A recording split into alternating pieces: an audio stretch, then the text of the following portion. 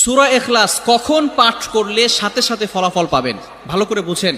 সূরা ইখলাস হচ্ছে পবিত্র কোরআনুল কারীমের ভিতরে ছোট সূরাদের ভিতরে অন্যতম একটি সূরা। তবে ফজিলতের দিক থেকে সূরা ইখলাস হচ্ছে গুরুত্বপূর্ণ ফজিলত, এবং এই সূরাটা এমন একটা সময় আল্লাহ পাক রব্বুল আলামিন নাজিল করে দিয়েছেন যখন আল্লাহ রাসূল সাল্লাল্লাহু আলাইহি ওয়াসাল্লাম দ্বীনের প্রচার করতে লাগলেন।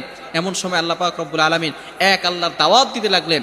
তখন কাফেররা আল্লাহ রাসূল সাল্লাল্লাহু আলাইহি সাল্লামকে কোশ্চেন করলো যে মুহাম্মদ, তুমি তো এক আল্লাহর দাওয়াত দাও, আমরা তো কোটি কোটি দেবতার পূজা করি, তারা আমাদের সমস্যার সমাধান করতে পারে না।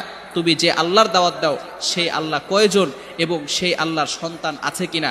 সাথে সাথে আল্লাহ পাক রব্বুল আলামিন এই কাফেরদের প্রশ্নের উত্তরে আল্লাহ রাসূল সাল্লাল্লাহু আলাইহি সাল্লামের কাছে এই সূরাটি নাজিল করলেন, কুল হুয়াল্লাহু আহাদ আল্লাহুস সামাদ লাম ইয়ালিদ ওয়া লাম ইউলাদ ওয়া লাম ইয়াকুল লাহু কুফুয়ান আহাদ।